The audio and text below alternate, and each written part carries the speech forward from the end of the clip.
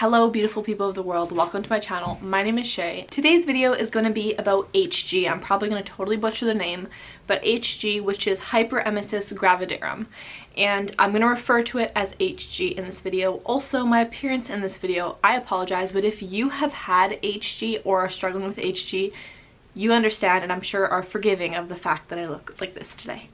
So let's get into it. For the purposes of this video, I know if you have HG and you're watching, from experience, when I was suffering the worst with my HG, I would just get like sick even watching things when people were talking fast and all over the place. So I'm gonna really try my best to be super calming and just talk in a normal pace and not super fast, because I don't want to make you any more nauseous than you already are. I want to mention something. If you are going through HG pregnancy, if you've had an HG pregnancy, or maybe someone in your life is going through an HG pregnancy and that's why you clicked on this video, it can be so extremely lonely, and that's something people don't talk about a lot.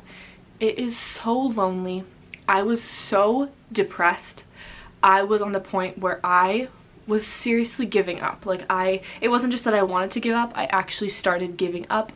My body started to fully shut down. The organs were shutting down in my body because of the extreme dehydration for weeks on end. It was so bad. I literally cannot explain this to someone that has not gone through it, but I genuinely, from every bit of me that I'm saying this, was at the point where I was laying in my bed and I'm like, I'm going to die. I'm not going to wake up tomorrow morning. I would close my eyes to go to sleep, and I had to allow myself to be okay with the fact that I probably wasn't going to wake up the next day. Felt like I was so close to dying. I've never experienced that, and it's so hard to explain to someone that hasn't actually been in that situation where your body is literally shutting down and failing you, and you totally give up. And I was so lonely, so depressed. No one understood what I was going through. I don't know anyone who suffered with HG. Even my doctors weren't familiar with HG, so they had to refer me to a specialty clinic, which I'll get into in a little bit. It was just crazy, and like I said, it was COVID times, so extreme loneliness normally with HG. Add on top all these lockdowns and quarantine, I was so alone and miserable. I am going to say something because I think this might help somebody. Please try not to judge, because we all have different situations. And if my baby that I'm pregnant with ever watches this one day, I love you, I want you, you are wanted. But it did get to a point where I was genuinely, as hard as it is to even think about, contemplating just terminating the pregnancy. When I was feeling like I was actually going to die and realizing if something doesn't change quick, I can't keep going, like I'm actually not going to make it out alive. And that's when I started thinking about possible termination, and I was very in this depression of loneliness. I would lie in my bed and cry every day. I started resenting this pregnancy and the baby a little bit, and it's not the baby's fault at all. I know that, and that sounds, it's so hard to even say because I feel guilty, and I felt so guilty even thinking those things. But when you are literally on the verge, you feel like you are done. That's it. Your life is over. You see that light, and not in a good way. So hard to talk about, but I honestly was contemplating terminating the pregnancy, but I was almost hoping that it was just something would relief and end all of this pain and just sickness and horrible feelings I was having. It is so hard physically, emotionally, mentally. It is exhausting in all ways possible. You are not alone. You are not a bad mother or bad person. If you have thought the thoughts that I just mentioned, that does not make you a bad person. You might feel guilty about it, like I am now talking about. I feel so much guilt because of course I love this baby, but it was so hard when I was going through the thick of it. And when no one knew what was going on, doctors could barely even figure out what was going on until they finally, around 17 weeks of pregnancy, realized she has HG. And I was telling them, I have HG, I researched it, you know, I'm not a doctor, but Google told me I had HG, and eventually they told me, yeah, you have HG, but I'm not, this is my doctor said, I'm not experienced in this, so I'm gonna have to pass you over to someone else that is experienced and specializes in this. And that's when I started to get the treatment and help that I needed to heal and get better. Before I get into the next part of the video, I do want to mention this right here, right now. If you are feeling alone, if you are feeling depressed, like you are at the end, you're giving up, anything, you just want to rant to someone about how much this sucks, you can message me anytime, any day. I'm available for you. You can either DM me on Instagram. This is not me looking for follows or anything. Genuinely someone that cares and does not want you to feel alone, because you're not alone. It feels lonely as heck, I know, but you are not alone. There are so many of us in this community. It's not talked about a lot, but there are a lot of us. You are not alone. You can DM me on Instagram anytime you want. I will respond to you. If you're not comfortable with that, you don't have Instagram, you can send me an email as well. I will link it both in the description below. Again, I'm not looking for follows or anything. You don't even have to follow me. That's totally fine. If you need someone to talk to, I am here for you 100%. And if you want, to let someone else know that you're there for them, feel free to leave a comment down below and let other people know they can reach out to you if they need to as well. Because we are a community, we can get through this together. Secondly, another thing I wanted to say was, when I was going through it, I joined a Facebook support group for HG pregnancies and HG pregnancy mamas, people who've experienced it in multiple pregnancies, their first pregnancy, or in the past. And this was so helpful to find like-minded people in the same situation, finally, that understood what I was going through. I genuinely recommend you join these groups because it is so helpful to finally see that it is normal what you're going through. As much as it sucks, you are not alone. Let's continue the video. I just wanted to add that in there in case you are feeling alone and you needed someone to talk to. I'm going to chat about my specific symptoms with HG and my experience. Perhaps this will help you because maybe you don't even know that you have HG. It took a while for my doctor to actually finally decide to diagnose me with HG. It took a very long time. Unfortunately, as frustrating as it is, I hear that happens a lot. So let me talk about my symptoms that started on week 5 and continued very, very far and still in my pregnancy. In my case, the HG was severe sickness and nausea. I was throwing up over 20 times a day. Honestly, sometimes in like one session, it would be like 15 to 20 times. No exaggeration. It was disgusting. It's not like morning sickness. It is so much worse. I couldn't keep down any food for days at a time. I couldn't even sip on water, juice, nothing. I couldn't sip on anything because it wouldn't stay down. Like I could sip, I guess, but it would not stay down. It would immediately come back up within the next 5 minutes, if not immediately. So that was the first major symptom that was different from morning sickness I had in my regular first pregnancy without HG. Of course, like I said, this all started at week 5, so the intense nausea and just like the overwhelming need to get sick. There was the typical food aversions, which I've had in other pregnancies as well, but this one was like a whole other level, to the point where you literally just, even thinking of any food, no matter what the food was, there was not a single type of food or drink on planet Earth or the entire universe that I wanted or was able to eat or keep down. That's how bad it was. Not a single thing, no cravings, nothing, not even water. This led to extreme dehydration, to the point where my organs literally started shutting down. My body was shutting down. I had to be hospitalized 7 times. I was put on IV drips and fluids to try to get some hydration back in me 3 days a week. It was so exhausting and just so hard. Also led to a lot of weight loss. So within a 2.5 to 3 week period, I lost 17 pounds, which is a huge drop in my weight, especially when you're supposed to be gaining weight while you're pregnant. This led to dizziness, extreme confusion. I didn't even know what was happening. I couldn't think. I could barely talk. Even listening to someone talk was just too much. The screen on my phone was just making me nauseous and making me literally sick, so I couldn't go on my phone. I am a single mother to a toddler, so it is also coronavirus time. When it first started off, this is when we were like in a lockdown, so I didn't really have the help with my toddler that I needed.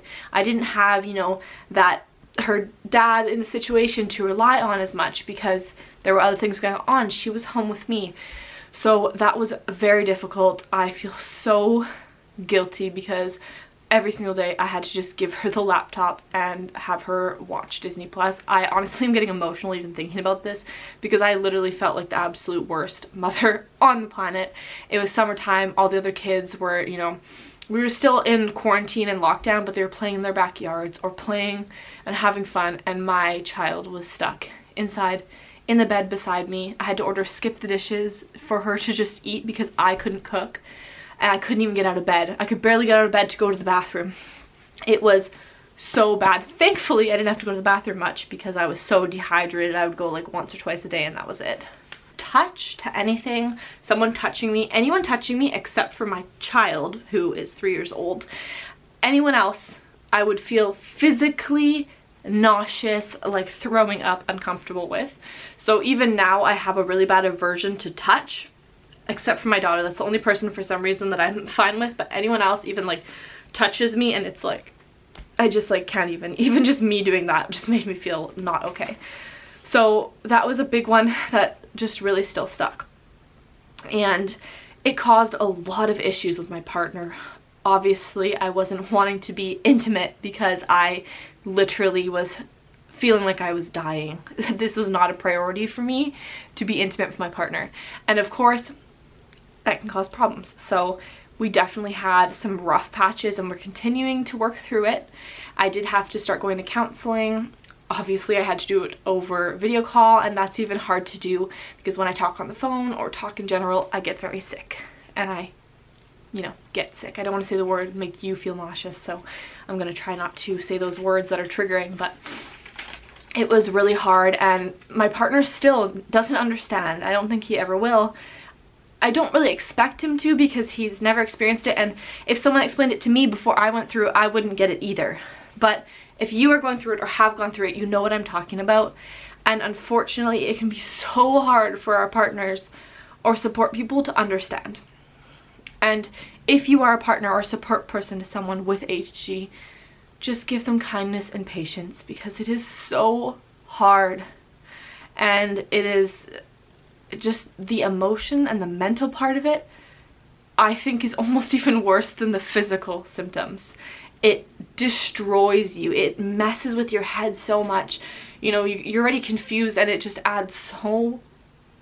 I can't even explain it. Just please show that person kindness in your life that is going through HG, and if it's you going through HG, show yourself some kindness and some love. I promise you it will all be worth it. It doesn't seem like it right now maybe, but I promise you, you will be okay. You'll get through this and it will be worth it once your baby is there in your hands. I promise you. People would tell me it'll get better after 13 weeks. 13 weeks would hit. It'll get better at 16 weeks. 16 weeks hit. It'll get better here. And it just never got better for me. It didn't go away. it really didn't, and that's the honest truth. There is something I will touch on that changed, but I'm going to go a little bit into the treatment that I got first. So like I said, I lost 17 pounds, and this was around week 14, 15, and 16. That is when I was hospitalized in between then multiple times. Like I said, I was hospitalized 7 times, and at that point is when I was referred to this anti-nausea and, I don't want to say the word because it might make you nauseous, so getting sick clinic. And this is where I would go in 3 times a week. I would have to get hooked up to an IV to get my medication given to me because I was put on HG medication, and I was taking the maximum amount that you can take of that a day. I had to take Gravel an hour prior to each of those every day to keep down the medicine, and I couldn't even keep that down, so they had to switch to a suppository Gravel, which was a whole other level of just like discomfort. If you have never had a suppository, that's good for you. But if you have, you know what I'm talking about, how the issues and side effects that come with that. And then I also had to have a couple of different anti-reflux medications. Medication during pregnancy, I know, is super controversial, but at that point my body was literally shutting down. There was nothing else they could do to essentially save me and the baby. So they had to put me on medication to save my life and protect the baby and this pregnancy. I'm still on this medication today. I'm still unfortunately suffering with HG, and thankfully I have found a little bit of relief. Every, couple weeks I'll have a day where I'm feeling okay enough to kind of like get up and talk, but it's coming back pretty bad. Anyways, that being said, I couldn't keep down my medication. I couldn't even keep down a sip of water. So I had to go 3 times a week, get an IV put in for about 5 to 6 hours a day. They would give me my medication through the IV. They would give me fluids for 2.5 hours of just like fluid, what do they call it? The clear fluid. And then for a 3-hour portion, they would give me, it was like in this bright neon yellow liquid with like minerals and nutrients, and that is what would slowly help me rehydrate. And I say that because it was not a permanent fix. Even after 1 or 2 days of this is why I had to go 3 days in a row, even after 1 or 2 days of this IV drip for 6 hours a day connected to this machine with all the medicines and nutrients, I still wouldn't feel better. I would just not feel like I was completely about to die that next minute. And it only would last a day or two of being hydrated. And I wasn't like, yeah, I'm hydrated. It was like, okay, now I'm peeing a little bit more. And it would go right back. So I'd have to go back again the next week when they would have availability and fit me in because of COVID times and get hooked back up to an IV for 3 more days. And it just happened like this over and over again, 3 days at a time, getting hooked up to the IV, it lasting like a day, and then having to go down, crash, and then get put back on the IV, and then go back up and crash. It was so much up and down. It was exhausting. I was losing weight. I was gaining a couple pounds back and then losing it back the next week. And it was so much. And in this time, I still wasn't able to eat actual food. I would go 5 or 6 days without being able to eat anything. Nothing at all. Let me tell you, your body, what that does to your body, not being able to eat or drink for 4 to 5 days, it's hard to live like that. It's really, really hard. I apologize if you can hear my toddler in the background. She is playing currently on my phone long enough for me to be able to film this video. Single motherhood for you. The next thing they had me do was stop my prenatal vitamins. That was making me even more sick. So they had me just taking folic acid instead, just like folic acid tablets, because I was still getting the folic acid for the baby, just not all of the extra things that I didn't really need in the prenatal at the time. Again, please consult with your doctor before you do this. This is just what the nurse at the clinic and the doctor decided for my treatment. And I would take, and I still do take, the prenatal or folic acid at nighttime right before I go to bed. That way I'm hopefully asleep by the time the nausea kicks in. Doesn't always work out that way, but I am still only taking the folic acid until I deliver, and then I will switch back to the prenatal when I'm nursing. As I was quickly saying, essentially they said whatever you can eat or keep down, then doesn't matter how unhealthy it is or how bad it is for you, as long as it's not like alcohol and drugs, obviously. But if it's like food, unhealthy junk food, they don't care. You've lost so much weight, they were like, just eat whatever you can. So that was something for me that they told me to do. So sometimes Coca-Cola, a couple sips of that I'd be able to keep down, but water for weeks, no. Another thing they suggested that did not work for me, but it might work for you, is ice pops, and they specifically recommended the Pedialyte ones. I'll put a picture here. They have electrolytes in them. They're normally for kids when their kids are sick. Like I give it to my toddler when she's sick. I was not able to keep it down. The taste of it was disgusting to me. I just didn't want anything to do with it. Even like normal Freezy Pops I didn't want, or whatever you call them, popsicles, whatever.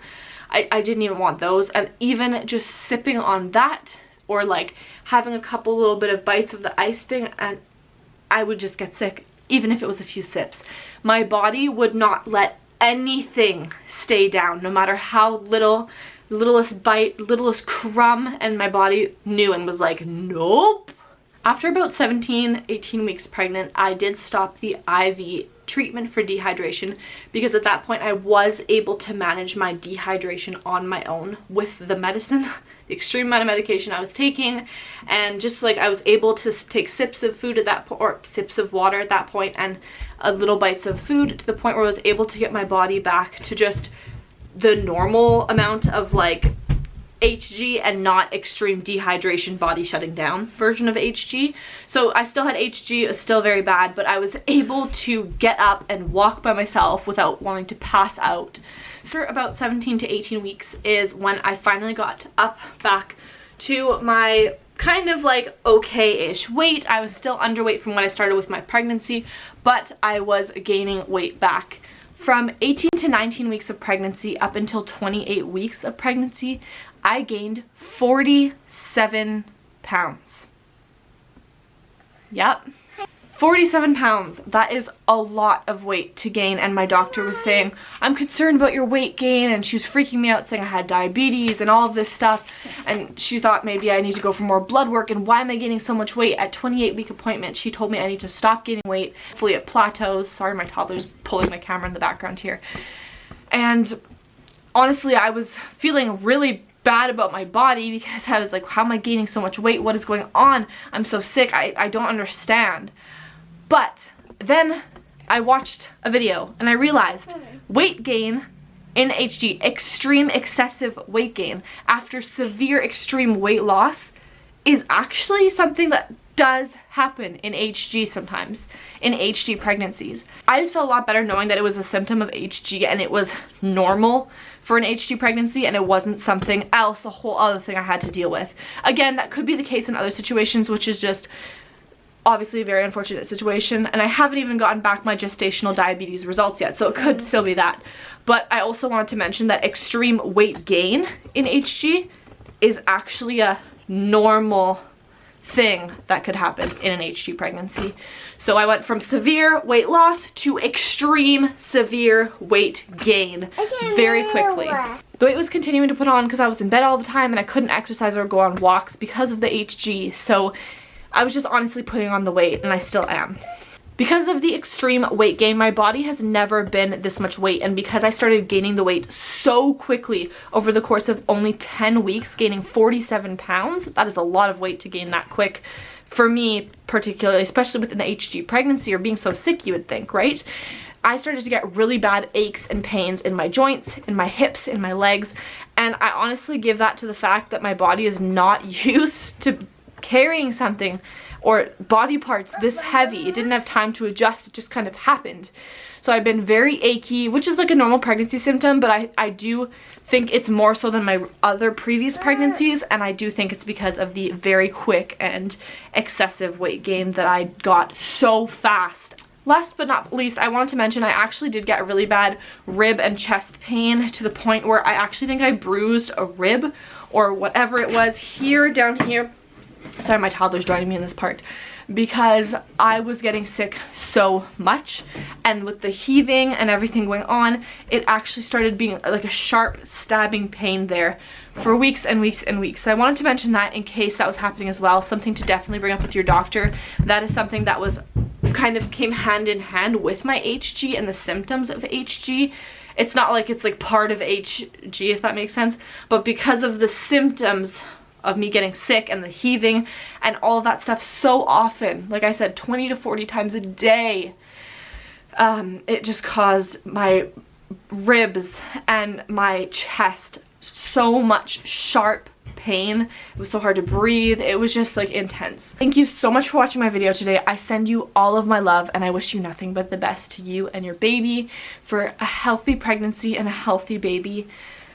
Like I said, message me anytime if you need anyone to talk to. Have a wonderful day and best of luck to you. Bye-bye.